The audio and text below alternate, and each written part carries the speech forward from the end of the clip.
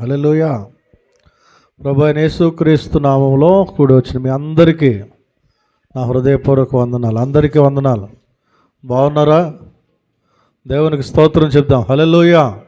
చదవబడిన లేఖన భాగాలు ఆదికాండము 1వ అధ్యాయము 28వ వచనము. దేవుడు వారిని ఆశీర్వదించెను, ఎట్లనగా మీరు ఫలించి అభివృద్ధి పొంది విస్తరించి భూమిని నిండించి దానిని లోపరుచుకొనుడి. చాలండి. 2వ లేఖన భాగం దగ్గరికి కూడా వద్దాం. యోహాను సువార్త 15వ అధ్యాయము చదవండి. నేను నిజమైన ద్రాక్షావల్లిని, నా తండ్రి వ్యవసాయకుడు. నాలో ఫలింపని ప్రతి తీగను ఆయన తీసి పారవేయును. ఫలించు ప్రతి తీగె మరి ఎక్కువగా ఫలింపవలనని దానిలోని పనికిరాని తీగలను తీసివేయును. దేవునికి స్తోత్రం. దేవుడి లేఖన భాగాల ద్వారా మనతో మాట్లాడునుగాక. హల్లెలూయా. జాగ్రత్తగా పరిశీలన చేసినట్లయితే దేవుని యొక్క ఉద్దేశము, దేవుని యొక్క ప్రణాళిక మన ఎడల ప్రారంభము నుండి, అనగా మొదటి మనుష్యుడైనటువంటి మొదటి నరుడైనటువంటి ఆదాము దగ్గర నుండి ఈనాటి వరకు, ఈరోజు వరకు కూడా దేవుని యొక్క ప్రణాళిక ఏమై ఉన్నది అని కనుక మనం ఆలోచన చేస్తే, ఆదాము అవ్వలను చేసి దేవుడు వారిని ఆశీర్వదిస్తున్నాడంట. ఏమని? మీరు ఫలించి అభివృద్ధి నొంది విస్తరించండి. దేవునికి స్తోత్రం. హల్లెలూయా. అదే ఆశీర్వాదం ఈరోజు వరకు కూడా దేవుడిస్తూ ఉన్నాడు. ఆదాము హవ్వలను ఆశీర్వదించి విస్తరింపజేశాడు. మొదటి 5 అధ్యాయాల తర్వాత మనం చూస్తే భూమి మీద జనం పెరిగిపోయి భయంకరమైన పాపంతో నిండిపోయినప్పుడు జలప్రళయం చేత దేవుడు భూమిని మరలా ఎవరైతే పాపంలో ఉన్నారో వారందరినీ కూడా నాశనం చేశాడు.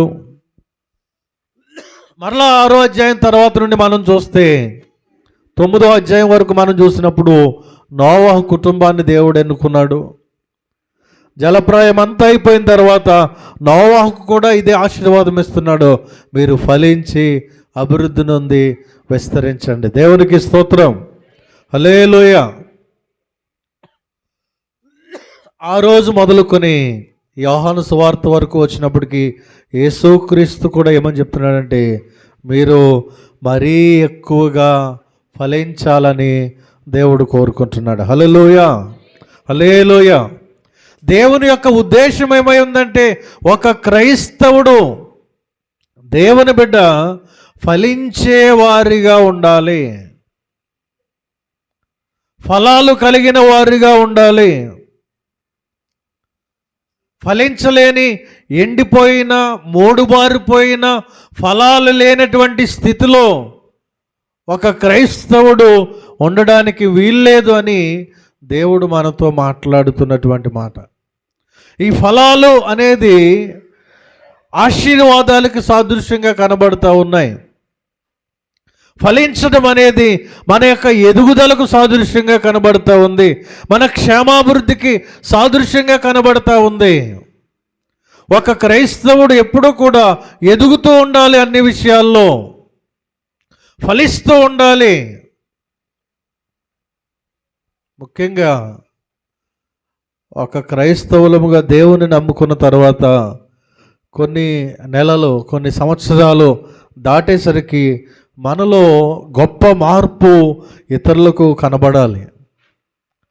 గత వారం నేను చెప్పాను ఏంటంటే, మనందరము కూడా ప్రార్థనా పరులుగా మార్చబడాలని దేవుడు కోరుకుంటున్నాడని గత వారంలో నేను చెప్పాను. ఎప్పుడు ఒకరో ఇద్దరు చేస్తున్నారు వారు కాదు, చెయ్యని వారు కూడా ఈ సంవత్సరంలో ఏదో ఒక విధంగా ముందుకొచ్చి ధైర్యంగా మైక్ పట్టుకొని ప్రార్థించడం మొదలు పెట్టాలి. పురుషులు కూడా ప్రార్థన చేయాలి. ఈ సంవత్సరంలో ఆ విధంగా కొంచెం కొంచెంగా ప్రయత్నించినప్పుడు వచ్చే సంవత్సరానికి ప్రార్థించే అనుభవాన్ని దేవుడు మనకు నేర్పిస్తాడు అని గత వారంలో నేను చెప్పాను. దేవునికి స్తోత్రం. ఈ వారంలో దేవుడు మనతో మాట్లాడుతున్న మాట ఏంటంటే మనం ఫలించాలి, దేవునిలో ఎదగాలి. ఎదగలేదనుకోండి ఏదో ఒక లోపం ఉన్నట్టు లెక్క. ఇప్పుడు పుట్టిన బిడ్డ ఒక 15 రోజులు, నెల రోజులు పర్వాలేదు, ఒక 6 నెలలు, ఒక సంవత్సరం అయిన తర్వాత ఆ బిడ్డలో ఏం రావాలి? ఎదుగుదల రావాలి. 2-3 సంవత్సరాలు అయిపోయినా ఇంకా ఒడిలో పాలు తాగే పిల్లలాగానే ఉంటా కూడా ఆ తల్లి కానీ తండ్రి కానీ ఆందోళన చెందుతారు. వెంటనే ఏం చేస్తారంటే డాక్టర్ దగ్గరికి తీసుకెళ్తారు.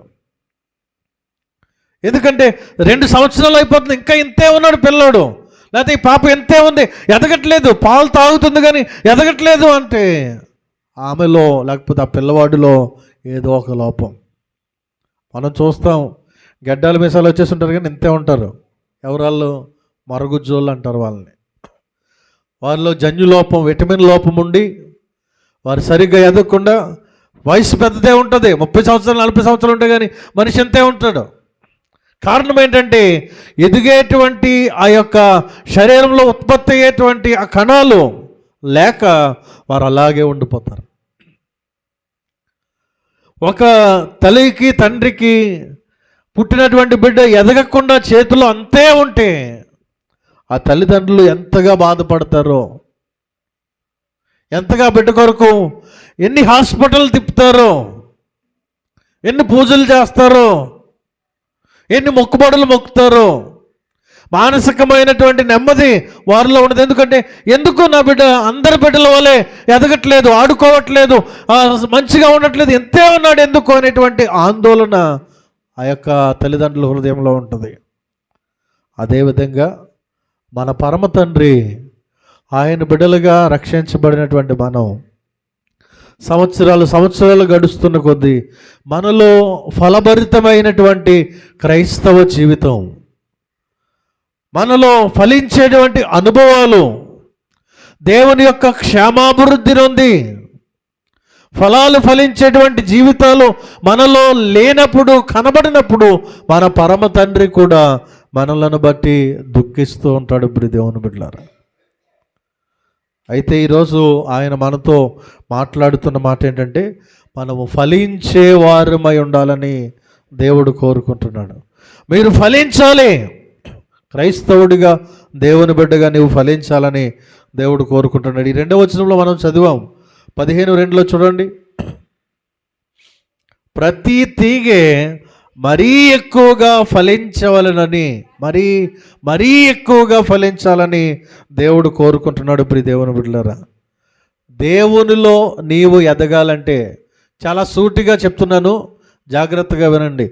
దేవునిలో మనము ఎదగాలంటే ఏ విధంగా అయితే ఈ యొక్క తీగ మరీ ఎక్కువగా ఫలించాలంటే ఏం చేయాలంటే ఆ తీగ ఫలించడానికి దానిలోని పనికిరాని తీగలను తీసివేసుకోవాలి. దేవునికి స్తోత్రం, హల్లెలూయా. ఎందుకంటే ఆ ద్రాక్ష తీగలో ఫలించిన తీగ అలాగే ఉండిపోతే ఫలించే తీగకి బలం సరిపోదు.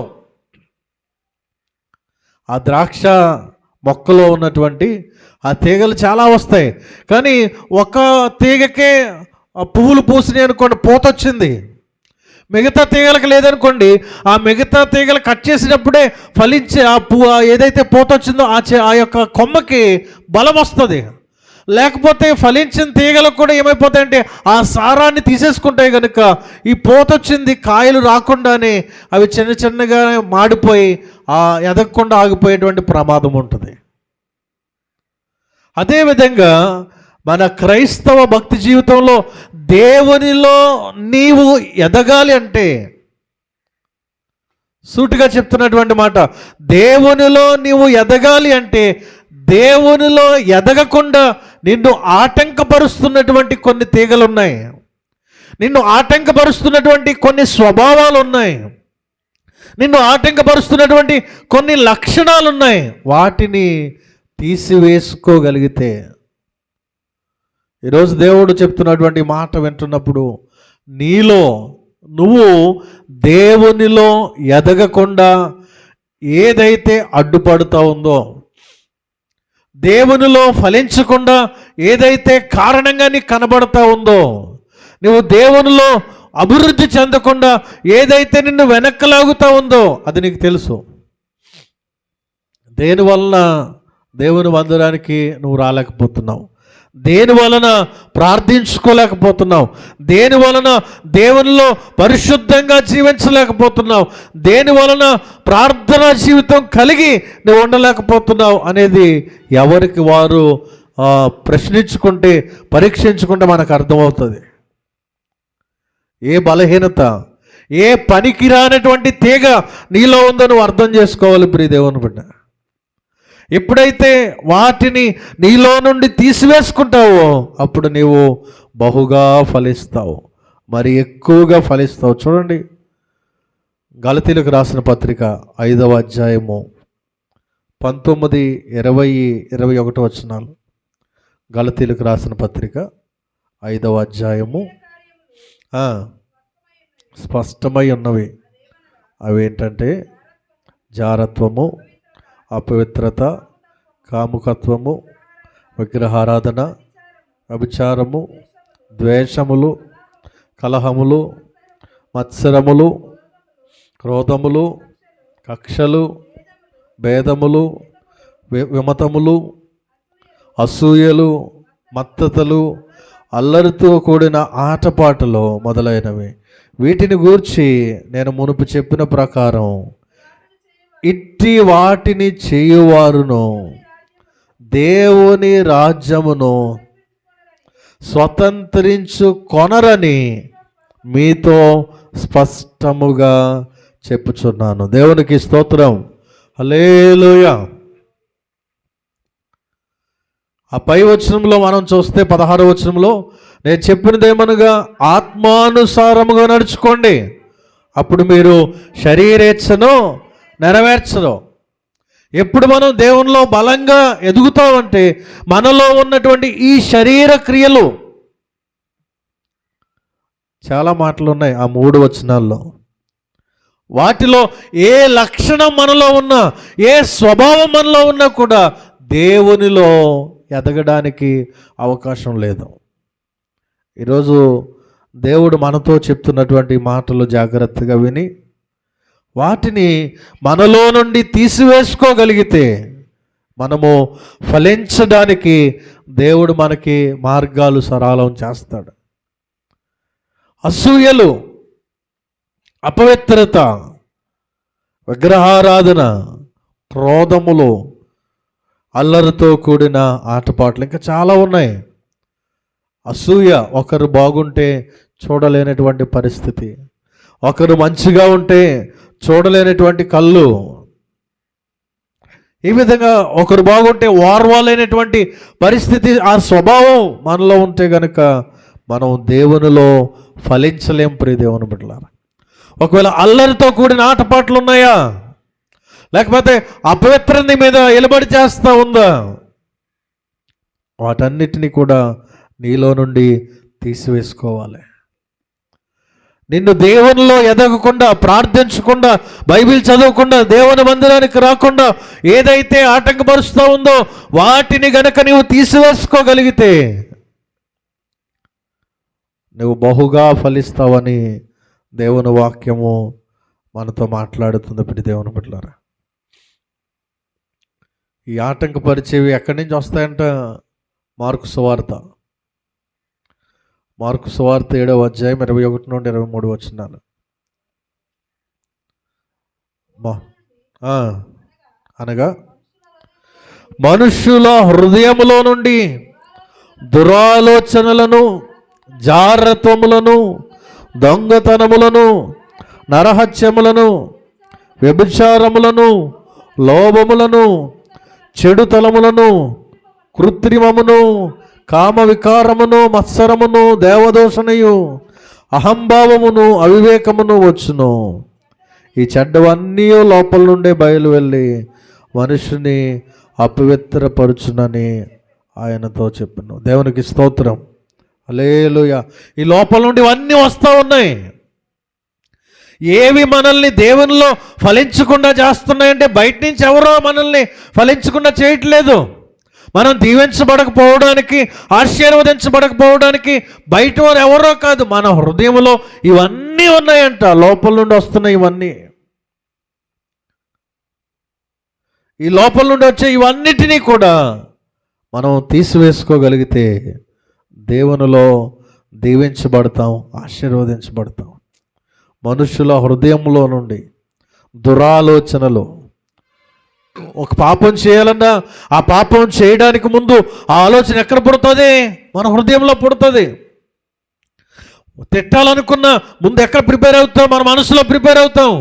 దొంగతనం చేయాలనుకున్న ముందు ఎక్కడ ఆలోచనలు? మన హృదయంలో. ముందుగా మన లోపల నుండి ఈ విధమైనటువంటి ఆలోచనలు చేస్తున్న ఈ ఆలోచన విధానాన్ని మనలో నుండి తీసివేసుకొని పరిశుద్ధపరుచుకున్నప్పుడు అప్పుడు మనము అభివృద్ధి చెందుతాము, దీవించబడతాం. దేవునికి స్తోత్రం. మన హృదయంలో ఇటువంటివన్నీ గూడు కట్టుకొని ఉన్నప్పుడు మనము ఆత్మీయంగా దీవించబడలేం. దేవుని బిడ్డలారా, దేవుడు అంటున్నాడు మీరు బహుగా ఫలించాలి అని. అలా ఫలించాలి అంటే మనలో ఉన్నటువంటి ఆయనకు ఇష్టం లేనివి, మనలను అపవిత్రపరిచేవి, మన లోపల నుండి మన హృదయంలో నుండి బయటకు వచ్చే ఈ అపవిత్రమైన అన్నీ కూడా మనం విడిచిపెట్టేసినప్పుడు మనం బహుగా ఫలించడానికి అవకాశం ఉంటుంది. దేవునికి స్తోత్రం. హల్లెలూయా. మొదటిగా బహుగా ఫలించాలి అని దేవుడు కోరుతున్నాడు. రెండవది మంచి ఫలాలు ఫలించాలని కోరుతున్నాడు ఆయన. చూడండి మత్తయి సువార్త 3వ అధ్యాయము. మత్తయి సువార్త 3వ అధ్యాయం 10వ వచనం. 3వ అధ్యాయం 10వ వచనం. 2వ అధ్యాయం చదువుతున్నాము మనం. ఇప్పుడే గొడ్డలి చెట్లు వేరున ఉంచబడి ఉన్నది గనుక మంచి ఫలము ఫలింపని ప్రతి చెట్టును నరకబడి అగ్నిలో వేయబడును. దేవునికి స్తోత్రం. హల్లెలూయా. జాగ్రత్తగా వినండి అమ్మా. ముందేమో ఫలించాలి అని చెప్పాడు. ఎప్పుడు ఫలిస్తాం? పనికిరాని తీగలన్నీ కట్ చేసేసినప్పుడు ఫలిస్తాం. అంటే మనలో దేవునికి ఆయాసకరమైన లక్షణాలన్నీ తీసేసుకున్నప్పుడు మనం ఫలిస్తామని చెప్పాడు. అయితే ఫలిస్తున్నప్పుడు ఎలాంటి ఫలించాలంట? మంచి ఫలములు ఫలించాలి. దేవునికి స్తోత్రం. చెడ్డ ఫలాలు, పనికిరానటువంటి ఫలాలు ఫలించకూడదు. గొడ్డలి చెట్లు వేరున ఉంచబడి ఉన్నది కనుక మంచి ఫలములు ఫలింపని ప్రతి చెట్టు నరకబడి అగ్నిగుండములో వేయబడును. దేవునికి స్తోత్రం. హల్లెలూయా. మంచి ఫలాలు ఫలించాలంట. మంచి ఫలాలంటే ఇప్పుడు ఒక కాయ కాసింది, అది మనం తినడానికి ఉపయోగకరంగా ఉండాలి, లేకపోతే వండుకోవడానికి ఉపయోగకరంగా ఉండాలి, లేకపోతే అమ్మడానికి ఉపయోగకరంగా ఉండాలి. కానీ కాయ కాసింది కానీ అది దేనికి పనికిరాదు అంటే దానివల్ల ఉపయోగం లేదు. అలాగే ఫలించాము అని ఫలిస్తున్నటువంటి మనం దేవునికి మహిమకరంగా ఉండాలి, కుటుంబానికి దీవెనకరంగా ఉండాలి, ఇతరులకు ఆశీర్వాదకరంగా ఉండాలి. అలా కాకుండా ఫలిస్తున్నాము అని దేవునికి ఉపయోగపడకుండా, కుటుంబానికి ఉపయోగపడకుండా, సమాజానికి ఉపయోగపడకుండా ఉంటే ఏమి ప్రయోజనం? అందుకేమన్నాడు? ఫలించాలి. ఎటువంటి ఫలాలు ఫలించాలి? మంచి ఫలములు ఫలించాలి. మంచి ఫలాలు ఏంటి అంటే అదే గలతీయులకు రాసిన పత్రిక 5వ అధ్యాయము 22వ వచనం చూడండి. ఆత్మఫలం ఏమనగా ప్రేమ, సంతోషము, సమాధానము, దీర్ఘశాంతము, దయాళత్వము, మంచితనము, విశ్వాసము, సాత్వికము, ఆశానిగ్రహము. ఇట్టి వాటికి దేవునికి స్తోత్రం. హల్లెలూయా. 9 రుచులు కలిగినటువంటి ఫలం ఈ మంచి ఫలం.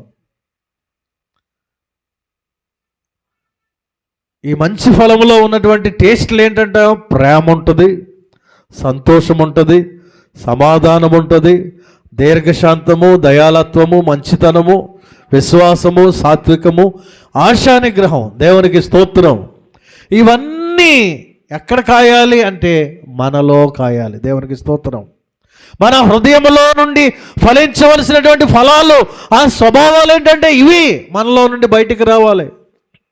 ప్రేమ బయటికి రావాలి, సంతోషం ఇతరులకు కనబడాలి, అందరితో సమాధానంగా ఉండాలి, దీర్ఘశాంతం అంటే ఓర్పు కలిగి ఉండాలి, దయ కలిగి ఉండాలి, మంచితనం కలిగి ఉండాలి, విశ్వాసం కలిగి ఉండాలి, సాత్వికం అంటే తగ్గింపు కలిగి ఉండాలి. ఆ చివరిగా ఆశా నిగ్రహం అంటే మనల్ని మనం సెల్ఫ్ కంట్రోల్ స్పిరిట్ కలిగి ఉండాలి. దేవునికి స్తోత్రం. ఇవన్నీ ఏంటంటే మంచి ఫలము, దేవుడు కోరుకుంటున్నటువంటి ఫలం ఇది. ఈ ఫలాలు మనలో నుండి బయటికి రావాలి, అంటే ఈ స్వభావాలు మనలో నుండి బయటికి రావాలి. 1 పేతురు 2వ అధ్యాయం 9-10 వచనాలు చదవండి. 1 పేతురు 2వ అధ్యాయం 9-10 వచనాలు. అయితే మీరు చీకటిలో నుండి ఆశ్చర్యకరమైన తన వెలుగులోనికి మిమ్మును పిలిచిన వాని గుణాతిశయములను ప్రచురము చేయి నిమిత్తం. దేవునికి స్తోత్రం. చీకటిలో నుండి వచ్చినటువంటి మనం ఏం చేయాలంట? మనల్ని వెలుగులోకి పిలిచిన వాని గుణాలను ప్రచురం చేయాలి. ఎవరు మనల్ని పిలిచారు చీకటిలో నుండి? యేసయ్య పిలిచాడు. ఆ యేసయ్యలో ఉన్న గుణాలు ఏంటి? ఇప్పుడు మనం చదివాము ఇందాక. ప్రేమ, సంతోషము, సమాధానము, దీర్ఘశాంతము, దయాలత్వము, ఈ అన్ని స్వభావాలు ఎవరిలో ఉన్నాయంటే యేసయ్యలో ఉన్నాయి. ఆ యేసయ్య మనల్ని చీకటిలో నుండి అంటే పాపములో నుండి పిలిచాడు. ఆయన మనల్ని పిలిచాడు కనుక ఆయన స్వభావాలు లోకానికి ప్రచారం చేయాలి. లోకానికి ప్రచారం చేయాలంటే ఒక ప్లకార్డ్ పట్టుకొని యేసు ప్రేమమయుడు, యేసులో సంతోషం ఉంది, యేసులో సమాధానం ఉంది అని చెప్పడం కాదు. వాటిని మనలో నుండి ఇతరులకు చూపించే వారమై ఉండాలి. దేవునికి స్తోత్రం. ఆ ప్రేమ మన క్రియల్లో ఉండాలి, ఆ సంతోషం మనలో కనబడాలి, ఆ సమాధానం మనలో కనబడాలి, ఆ మంచితనం మనలో కనబడినప్పుడు మన మాటల ద్వారా చూపించేటువంటి ప్రేమను, మనలో మన క్రియల ద్వారా చూపించేటువంటి మంచితనాన్ని ఇతరులు గమనించి గ్రహించి వారు దేవుని యొద్దకు నడిపించబడతారు. దేవునికి స్తోత్రం. హల్లెలూయా. మనం ఫలించాలంటే, మంచి ఫలాలు ఫలించాలంటే ఏం చేయాలంటే ఈ లక్షణాలు మనలో అన్వయించుకోవాలి. ప్రియ దేవుని బిడ్డలారా, మత్తయి సువార్త 7వ అధ్యాయం తీయండి ఒకసారి. మత్తయి సువార్త 7వ అధ్యాయం 18-19 వచనాలు. మత్తయి సువార్త 7వ అధ్యాయం 18-19. మంచి చెట్టు కాని ఫలములు ఫలింపనేరదు, పనికి మాలిన చెట్టు మంచి ఫలములు ఫలింపనేరదు. మంచి ఫలములు ఫలింపని ప్రతి చెట్టు నరకబడి అగ్నిలో వేయబడును. దేవునికి స్తోత్రం. హల్లెలూయా. ఇప్పుడు చెట్టు ఏదైతే పండు అదే వస్తుంది. చెట్టు మంచిదైతే దానిలో నుండి పండు కూడా మంచిదే వస్తుంది. చెట్టు మంచిదిగా ఉండి చెడ్డ ఫలం రాదు, చెడ్డ చెట్టు నుండి మంచి ఫలము కూడా రాదు. కాబట్టి దేవుని బిడ్డగా నువ్వు దేవుణ్ణి ఎరిగి రక్షణ పొంది మంచి చెట్టుగా నువ్వు ఉంటే మంచి ఫలాలు నీలో నుండి బయటికి రావాలి. అంటే మంచి స్వభావం నీలో కనబడాలి. పేరుకేమో నేను దేవుణ్ణి నమ్ముకున్న బిడ్డని, రక్షణ పొందిన బిడ్డని, విశ్వాసినని చెప్పుకుంటూ నీ స్వభావాలేమో చెడ్డ ఫలాల్లాగా ఉంటే, చెడ్డ స్వభావాలు ఉంటే అటువంటి చెట్టుని నరకబడి అగ్నిగుండంలో వేస్తానని దేవుని వాక్యం చెప్తుంది. అయితే చెడ్డ చెట్టుగా ఉండి చెడ్డ ఫలాలు ఫలించు, లేకపోతే మంచి చెట్టుగా ఉండి మంచి ఫలాలు ఫలించు. కానీ మంచి చెట్టుగా ఉండి చెడ్డ ఫలాలు ఫలిస్తే దేవుడు దాన్ని సహించడం. గొడ్డలి చెట్టు వేర్లలో ఉంచబడి ఉన్నదని దేవుని వాక్యం చెప్తుంది.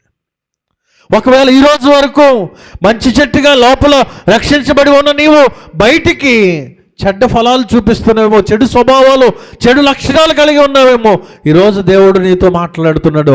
ఆ పనికి మాలిన స్వభావాలను నీలో నుండి తీసివేసుకొని నువ్వు మంచి ఫలాలు ఫలించాలని దేవుడు కోరుతున్నాడు. ప్రియ దేవుని బిడ్డలారా, అందరితో సమాధానంగా ఉండాలి, ఎక్కడ గొడవ పడకూడదు, అందరితో మంచితనంగా ఉండాలి, అందరితోనూ ప్రేమగానే మాట్లాడాలి, ఏమి ఉన్నా లేకపోయినా దేవునిలో సంతోషంగానే ఆనందంగానే ఉండాలి.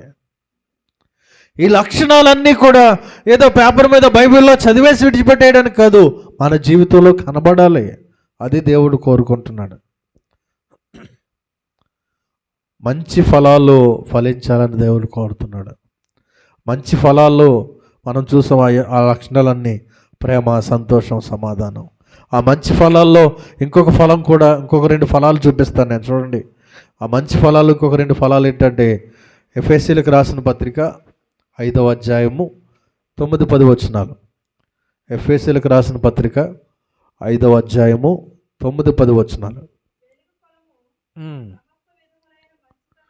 దేవునికి స్తోత్రం, హల్లెలూయా.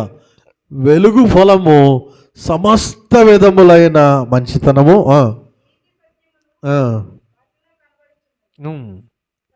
కనుక ప్రభువునకు ఏది ఇష్టమైందో ప్రీతికరమైందో దానిని పరీక్షించుచు వెలుగు సంబంధుల వలె నడుచుకొనుడి. దేవునికి స్తోత్రం.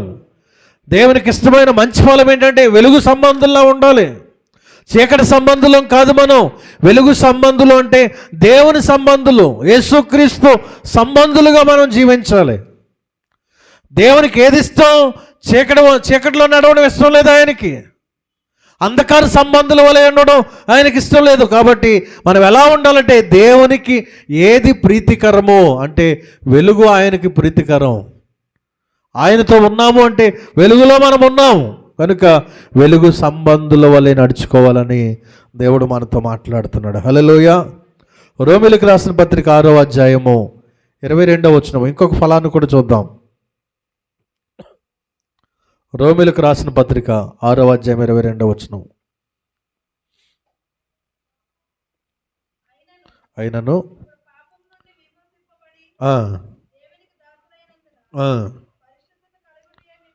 దేవునికి స్తోత్రం. ఇంకొక ఫలం ఏంటంట?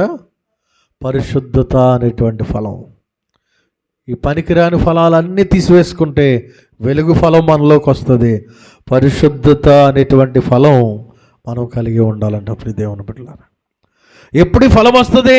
ఇప్పుడు మీరు పాపము నుండి విమోచింపబడి దేవుని దాసులైనందుకు పరిశుద్ధత అనేటువంటి ఫలం మనలోకి వస్తుంది. హల్లెలూయా. అంటే పాపాన్ని విడిచిపెట్టినప్పుడు మన హృదయంలోనికి పరిశుద్ధత వస్తుంది. పాప సంబంధమైన ఆలోచనలు, పాప సంబంధమైన మాటలు, పాప సంబంధమైన చూపులు, పాప సంబంధమైన చేష్టలు మనలో నుండి తీసివేసుకుని ఆ పరిశుద్ధమైనటువంటి మంచి ఫలాన్ని మనము కలిగి ఉన్నప్పుడు దేవుడు మనలను దీవిస్తాడు. దేవునికి స్తోత్రం. హల్లెలూయా. 2 వచనాలు చూపించి నా మాటలు ముగిస్తాను. మనం ఫలించాలి అంటే ఏం చేయాలో ఖచ్చితంగా ఆ 2 మాటలు మనం జాగ్రత్తగా విని వాక్యాన్ని ముగించుకుందాం. యోహాను సువార్త 15వ అధ్యాయంలోనే మొదటి నుండి 4వ వచనాలు. 4వ వచనం చదువున్నాం. 4వ వచనం. నా యందు నిలిచి ఉండుడి, మీ యందు నేనును నిలిచి ఉందును. తీగ ద్రాక్షావల్లిలో ఉంటేనే గాని తనంతట తానే ఎలాగూ ఫలించదో, అలాగే నా యందు నిలిచి ఉంటేనే గాని మీరు ఫలింపరు. దేవునికి స్తోత్రం. మంచి ఫలాలు, చెడ్డ ఫలాలు ఇవన్నీ చూసాం. పనికిరానివన్నీ తీసేసుకోవాలన్నాం. అయితే మనం ఫలించాలంటే ఏం చేయాలి? ఆయనలో నిలిచి ఉండాలి. దేవునికి స్తోత్రం.